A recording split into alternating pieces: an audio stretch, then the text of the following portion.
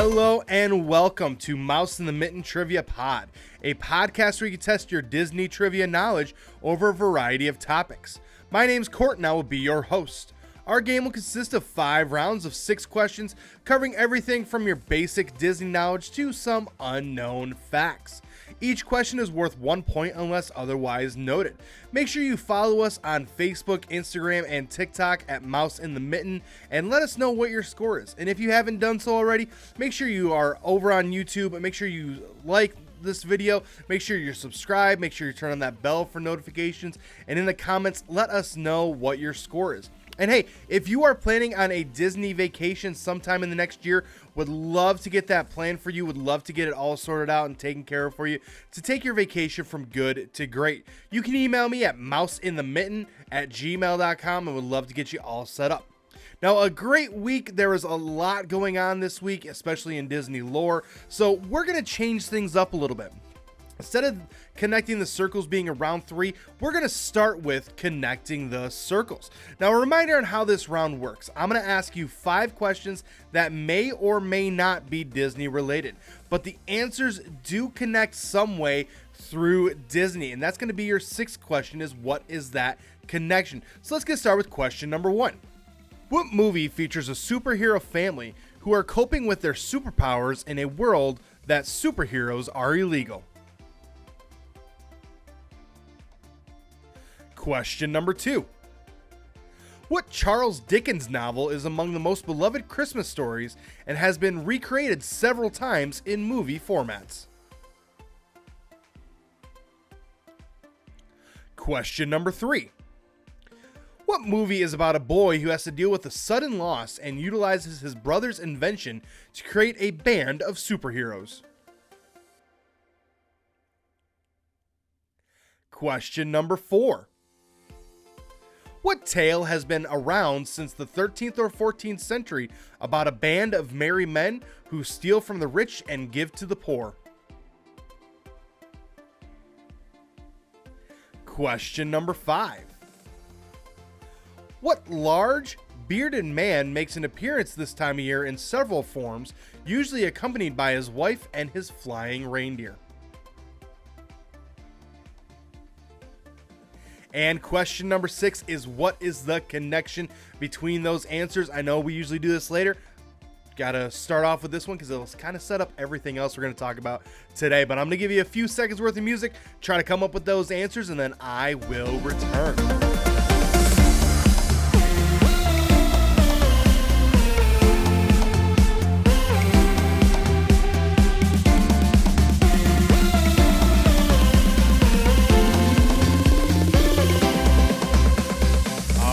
See if we can connect those circles here. So question number 1. What movie features a superhero family who are coping with their superpowers in a world that superheroes are illegal? That would be The Incredibles. Now we'll talk about them here again in a little bit, but that movie we're looking for is The Incredibles. Question number 2. What Charles Dickens novel is among the most beloved Christmas stories and has been recreated several times in movie format? Well, that would be A Christmas Carol. There are several versions of A Christmas Carol, and every single person has their favorite. I'm still trying to figure out exactly which one is my favorite, I guess, because there are so many that are tied at the top. Question number 3. What movie is about a boy who has to deal with a sudden loss and utilizes his brother's invention to create a band of superheroes? Well, that would be Big Hero 6. Of course, we're talking about Baymax. We're talking about Hero and using Takashi's invention and how he created a band of superheroes. We'll talk more about that one later as well. Question number 4. What tale has been around since the 13th or 14th century about a band of merry men who steal from the rich and give to the poor? That would be Robin Hood. Now that tale again is kind of like the Christmas Carol. It's been told in many different formats as well. And question number 5. What large bearded man makes an appearance this time of year in several forms, usually accompanied by his wife and flying reindeer? That is, of course, the Santa Claus, or Santa Claus in general, Santa, the Claus, Saint Nick, whatever name you want to give him. Yeah, we're seeing him this time of year. Makes me very happy. Makes me very excited. We're going to take our daughter to see her here sometime soon. Just it gets way too busy in December, so taking her in November to meet Santa for the second time. It'll be really cute, I'm hoping. So we had answers such as The Incredibles, A Christmas Carol, Big Hero 6, Robin Hood, and Santa Claus. The connection there, those are all names of movies that came out this past week from Disney. Now, we're going to talk this week about The Incredibles, talk about Big Hero 6, and we're going to talk about Robin Hood. We are not going to have time this week to be able to touch on A Christmas Carol. The one that came out this week was Mickey's Christmas Carol. Again, that's up there, one of my top favorites. It's also unique because Mickey is not the main character in that movie. It's one of the first times that Disney ever did that. But the Santa Claus will get its time in the sun here soon, because technically Santa Claus 2 and 3 was released last week. The Santa Claus was released this week, but it was kind of over what is the weekend this year. So we're going to do something with that next week, just a little, preview of next week. But all those movies came out this week throughout the time of Disney's movie creating, and we're going to touch on a few of those later on in this episode. Continuing on now into round number 2. Now, we are going to keep round number 2 the same, and this is our fast facts round.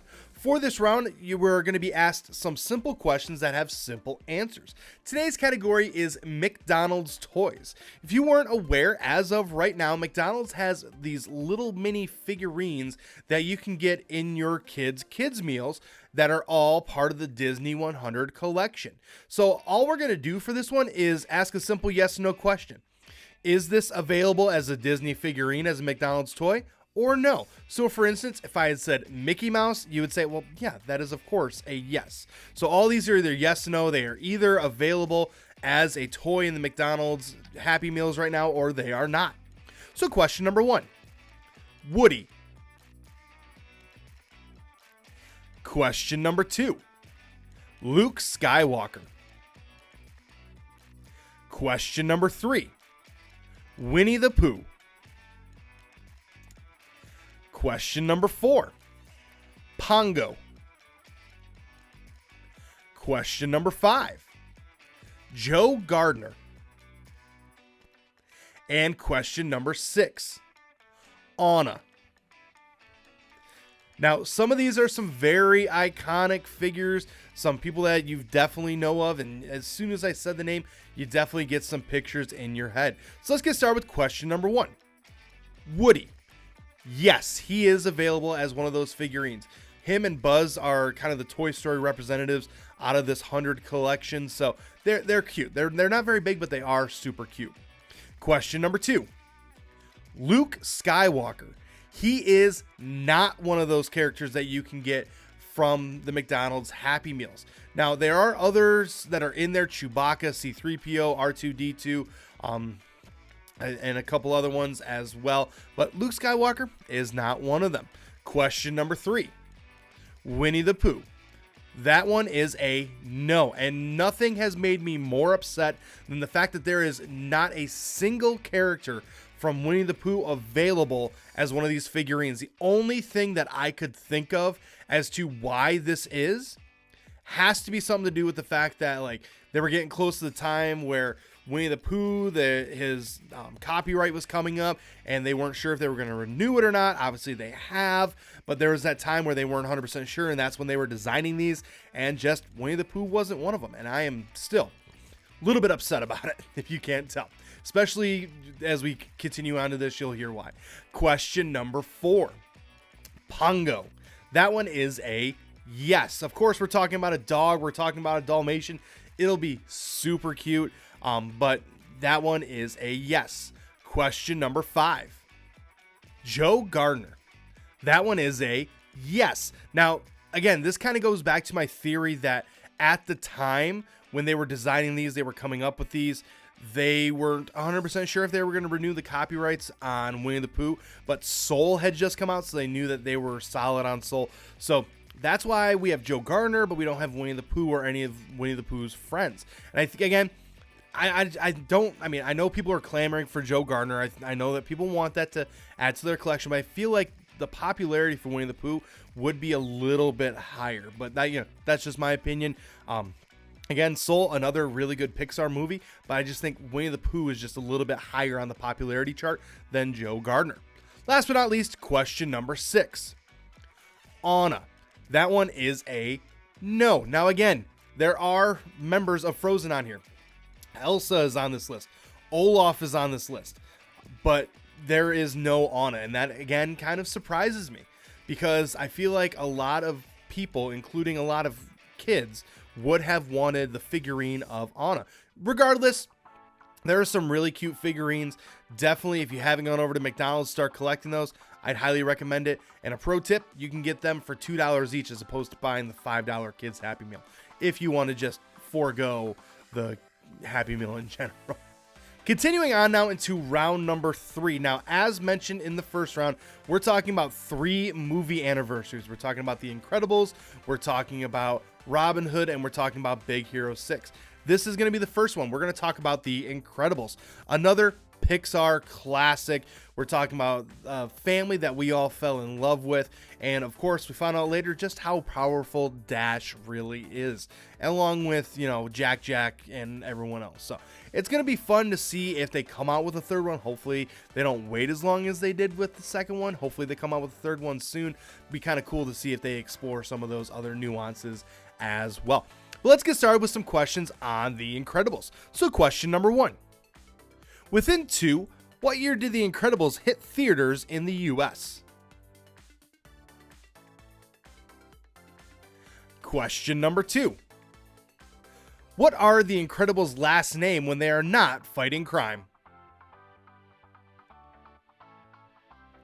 Question number 3. What movie did The Incredibles follow in the order of Pixar movies? Question number 4. Mr. Incredible performed what action that prompted him to get sued and eventually led to superheroes going undercover? Question number 5. Why did Brad Bird want Samuel L. Jackson as the voice of Frozone? And question number 6.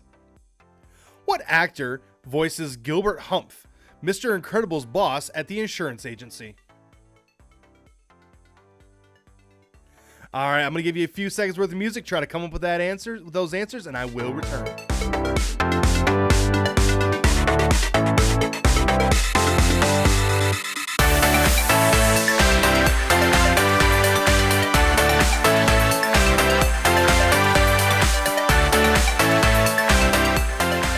Let's talk about a great Pixar movie and get you some answers on The Incredibles. So question number 1. Within 2, what year did The Incredibles hit theaters in the US? Well, it hit theaters on November 5, 2004. So in order to get the point there, you would have had to say between 2002 and 2006. So yeah, this movie is coming up on its 20th anniversary. And again, it looks really good still for how old it is. But again, if you watch Incredibles and then you watch Incredibles 2, you will see just the strides that Pixar has taken in that time. So question number 2. What are the Incredibles' last name when they are not fighting crime? Well, they are the Parr family. Obviously, Mr. Incredible is Bob, Mrs. Incredible is Helen. They go by Parr as their last name whenever they're not in their superhero attire and not known as Mr. and Mrs. Incredible. Question number 3. What movie did The Incredibles follow in order of Pixar movies? Well, they followed Finding Nemo. Again, it just seemed like every time that Pixar put out a movie, they were successful. That proves, Finding Nemo and then Incredibles, just amazing, just back-to-back success there for Pixar, not to mention all the movies that are surrounding those two are just incredible. Question number 4. Mr. Incredible performs what action that prompted him to get sued and eventually led to supers going undercover? Well, he saved a man jumping off a building. Now, The man sued him because, he wanted to jump off the building, and he claims that, Mr. Incredible did irreparable damage to him. He made his life worse, da da da da. That led to him being sued. That led to laws being passed, and that led to supers going underground and being banned at that time. So just a weird situation there, and definitely one that added to the story very much, and definitely gave us the backstory as to why they had to go undercover and Mr. Incredible had to try to be an insurance agent. Question number 5. Why did Brad Bird want Samuel L. Jackson as the voice of Frozone? Brad Bird said in an interview that he wanted the character to have the coolest voice. So he went with Samuel L. Jackson and knocked it out of the park. That was a fantastic one. The role fits him perfectly. Love it. I loved that idea, and I think it's one of those where they created the character knowing and hoping that Samuel L. Jackson will say yes. Definitely did. Definitely knocked it on the park and did a great job. Last but not least, question number 6. What actor voices Gilbert Humph, Mr. Incredible's boss at the insurance agency? Well, that would be Wallace Shawn. Now, again, if you did not think of that one, that would be inconceivable. But, hey, we'll give you a pass. But yeah, that's Wallace Shawn, known for many roles. One of them I just mentioned was The Princess Bride, on top of a lot of other ones. Definitely a classic actor. But again, definitely a classic Disney movie in The Incredibles. I'm hoping for a third one. We'll have to wait and see on that one. But again, can't go wrong with The Incredibles at all. Continuing on now into round number 4, we are going to talk about Big Hero 6 here. Now, as mentioned in Connecting the Circles, Big Hero 6 is an anniversary this week. So we're going to have some fun with the movie. It's a great movie that certainly is more of a newer classic, if you will. But it's still a very good movie, and a very unique thing happened with this movie as well. And we'll talk about that here in this round as well. So let's get started with question number 1. Within 2, when did Big Hero 6 premiere in the US? Question number 2. What fictional city is the location of Big Hero 6 and just had its own area opened in Disneyland?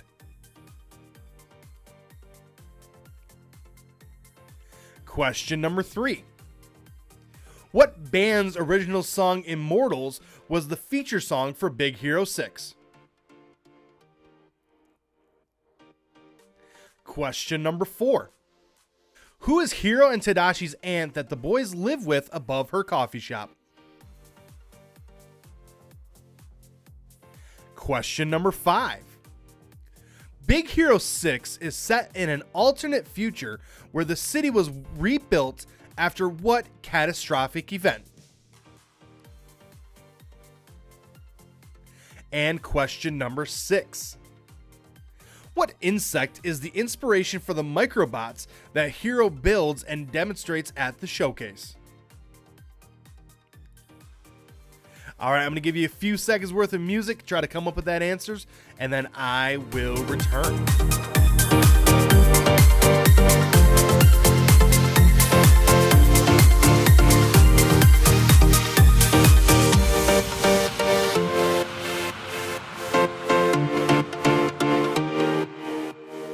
All right, let's get you some answers here on Big Hero 6. So question number 1. Within 2, when did Big Hero 6 premiere in the US? Well, it premiered on November 7th, 2014. So to be able to get the point there, what it had to say between 2012 and 2016. So yeah, we are coming up on the 10th anniversary of this movie.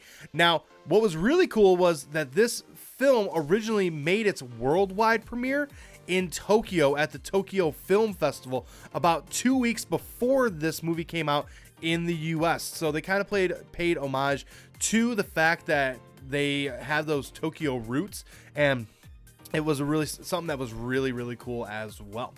Question number 2. What fictional city is the location of Big Hero 6 and just had its own area open in Disneyland? Well, that would be San Francisco. So again, had that Sokyo there, that is part of the Tokyo. That is, again, one of the big reasons why they did the premiere in Tokyo. And then also one of the first places that this movie was shown is in San Francisco as well. So something that was kind of cool there, a little tie-in as well. So question number 3. What band's original song Immortals was the feature song for Big Hero 6? That would be Fall Out Boy. Again, a great song. It was kind of that transition time for Fall Out Boy when they were going from their kind of rock to more of a, kind of electrified rock sound, if you will. Definitely a great song, definitely a bop, and definitely something where you hear it, you're like, yeah, this is a good song. You just certainly know that. Question number 4. Who is Hiro and Tadashi's aunt that the boys live with above her coffee shop? That would be Aunt Cass. Again, she talks about getting custody of those two after the passing of their parents. We're still not 100% sure the story there, but definitely just adds to the tragedy that happens later on in the story as well. Question number 5. Big Hero 6 is set in an alternate future where the city was rebuilt after what catastrophic event? That would be the 1906 San Francisco earthquake. So the way the story goes was that in this alternate universe, in 1906, the earthquake still shakes San Francisco. It was a catastrophic earthquake. There were millions of dollars worth of damage from that earthquake. And Japanese immigrants helped to rebuild the city, and as a thank you to the Japanese immigrants, they renamed the city from San Francisco to San Fransokyo. And that's why we see so much in this movie, that technology that we see in Tokyo and see in Japan integrated into the city of San Francisco to give it that San Fransokyo feel. It's something that's, again, really cool, and something that would be really cool to see if, with the blending. And I think that's kind of where the idea of Silicon Valley is heading towards in that area as well. Last but not least, question number 5. What insect is the inspiration for the microbots that Hiro builds and demonstrates at the showcase? That would be fire ants. Now, if you had just said ants, you get the point. But yeah, when you see them and how they build upon each other, everything else like that, definitely you can see the connection there to the fire ants. Again, a classic movie. Definitely give it a watch. Definitely be prepared to cry at times as well. But definitely a great Disney film. All right, so today for round number 5, we're going to end with Robin Hood. Now, we talked about in the Connections That Make Contact just how many different versions there are. We're going to talk, of course, about the Disney version, and we're going to talk about the one that everyone seems to think of when they think of Disney and Robin Hood. This is a classic movie. Definitely love it, and it was cool to kind of see the connection there, that what they made in the Once Upon a Studio as well. So let's get started with question number 1. Within 2, what year was Robin Hood released in the US? Question number 2. Robin Hood in this version is what kind of animal? Question number 3. Roger Miller wrote and produced a lot of the music for Robin Hood. He also sang the song Odelay as what barnyard animal?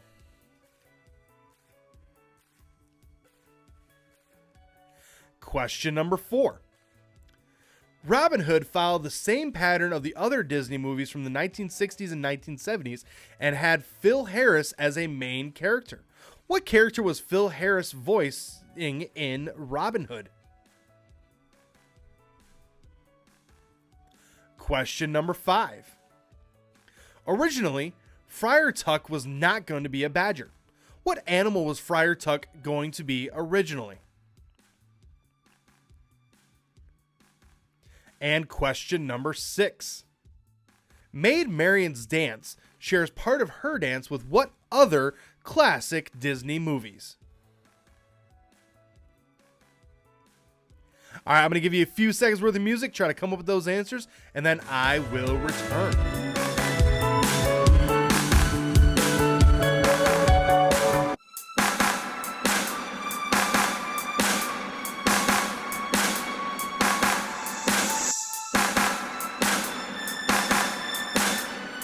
All right, let's give you some answers here on Robin Hood. So question number 1. Within two, what year was Robin Hood released in the US? Well, it was officially released November 8th, 1973. So in order to get the point there, you would have had to say between 1971 and 1975. That was a time where, those Disney movies were just some classics, and definitely we kind of touch on that a little bit here in a couple questions as well. So question number 2. Robin Hood in this version is what kind of animal? He is a fox. I think that one was a good idea. Make him a fox. He's sly. He's cunning, just like a fox would be. I think that was a good call by Disney. Question number 3. Roger Miller wrote and produced a lot of the music for Robin Hood. He also sang the song Odelehi as what barnyard animal? He was a rooster. Now again, they paid homage to him in Once Upon a Studio. He was depicted as the rooster playing his guitar. That was kind of an homage to Roger Miller there as well. Question number 4. Robin Hood followed the same pattern as other Disney movies from the 1960s and 70s and had Phil Harris as a main character. What character with Phil Harris's voice had Phil Harris's voice in Robin Hood? That would be Little John. He was the bear. Again, plays a lot of iconic characters. He was in Aristocats. He was in The Jungle Book. He was in just a ton of other movies at the time. Definitely someone that if you watched a Disney movie in the 60s and 70s, especially in animated, you heard his voice somewhere. Question number 5. Originally, Friar Tuck was not going to be a badger. What animal was Friar Tuck going to be originally? He was going to be a pig. Now, Disney decided, they were going to have him be a pig, but then they kind of thought about it, maybe thought better of it. I think that was the right move to not have him as a pig, to have him as a badger instead. Plus, he then fits into some of the other Disney movies as well that we see throughout time as well, including but not limited to a Disney Mickey's Christmas Carol. We see him in there as well. Question number 6. Maid Marian's dance shares part of her dance with what other classic Disney movies? Well, that would be Snow White and the Seven Dwarfs and or the Aristocats. Technically, it's both, because there are part of her dance that was also the Snow White and the Seven Dwarfs dance, where Snow White is dancing with the dwarfs in their cabin, and then part of it also comes from Aristocats. And again, that was not unusual at the time for Disney. We're talking about a lot of really hand-drawn frames here. So it was not unusual for them to basically take those exact same frames and instead replace them with a different character. We see that with the Jungle Book and I believe Fox and the Hound.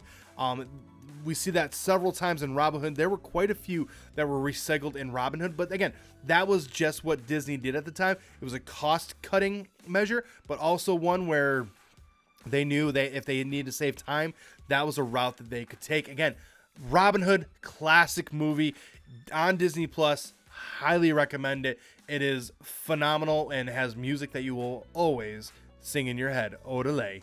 Well, I want to thank you for tuning in this week. I really appreciate you tuning in, whether it's on YouTube or as in the podcast form. I appreciate you following along. If you are listening on Apple, make sure that you choose to follow. Once you choose to follow, make sure you choose to automatically download. If Apple's your thing, make sure you're listening and following us wherever else you are. If you're watching us here on YouTube, again, make sure you're subscribed. Make sure you're turning on that bell for notifications. Give us that thumbs up as well, and let us know in the comments what your score is. If you're listening to us, leave us a 5-star review with your score, so that way we know how we are doing on this game. And again, make sure you're following us on social media, on Facebook, on TikTok, on Instagram, and of course here on YouTube at Mouse in the Mitten. And again, if you are someone who are planning a Disney vacation sometime in the next year and you need a little bit of help planning that, would love to help get that taken care of for you, you can email me at mouseinthemitten@gmail.com. Well, hey, my name is Court. The dog's name is Milo. I appreciate you tuning in, and I will see you next time.